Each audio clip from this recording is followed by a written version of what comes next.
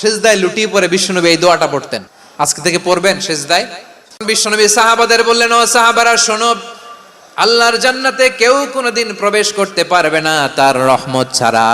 সাহাবারা বললেন, ইয়া রাসূলুল্লাহ, আপনিও না? আপনিও কি আল্লাহর রহমত ছাড়া প্রবেশ করতে পারবেন না? বিশ্বনবী বললেন, না, আমিও না। আমি বিশ্বনবীও আল্লাহর জান্নাতে আল্লাহর রহমত ছাড়া ঢুকতে পারবে না, তবে কিয়ামতের দিন আল্লাহর রহমত আমার চারদিকে বেষ্টনী দিয়ে থাকবে। আল্লাহ বলছেন, আমি হচ্ছি আল মালিক। আমি কি? মানে সম্রাট।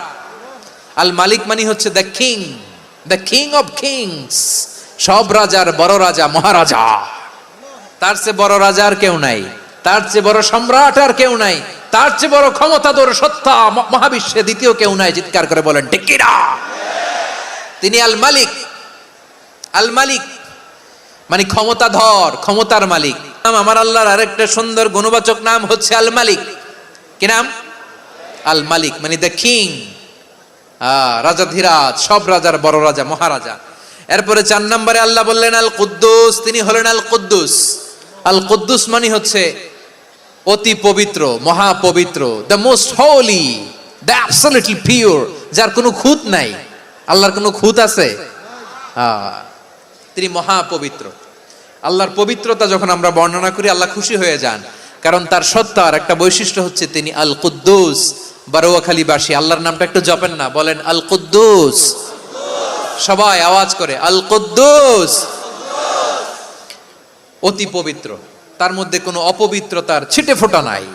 মহাপবিত্র, the most pure, the most holy, অতি পবিত্র। ফেরেশতারা বলেছিল, আল্লাহ আপনি মানুষ কেন বানাবেন? নাহনু নুসাব্বিহু বিহামদিকা ওয়া নুকদ্দিসু লাক। এই যে নুকদ্দিসু কুদ্দুস পাইছেন? তারা বলেছিল, আল্লাহ মানুষ কেন বানাবেন? মারামারি করবে, আমরাই তো ভালো, আমরাই আপনার মহিমা বর্ণনা করি, আমরাই আপনার পবিত্রতা বর্ণনা করি। নুকদ্দিসু লাক তার মানে আল কুদ্দুস।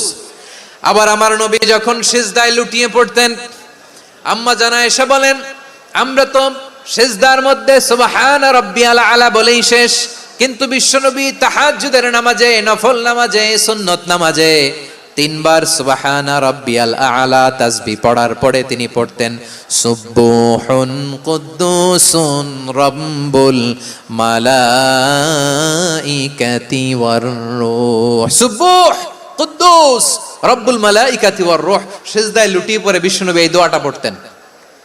নফল নামাজে, সুন্নাত নামাজে কিংবা তাহাজ্জুদের নামাজে সুবহান রাব্বিয়াল আলার পরে কি পড়তেন? সুবহুন। আওয়াজ করে বলেন সুবহুন কুদ্দুসুন রব্বুল মালাইকাতি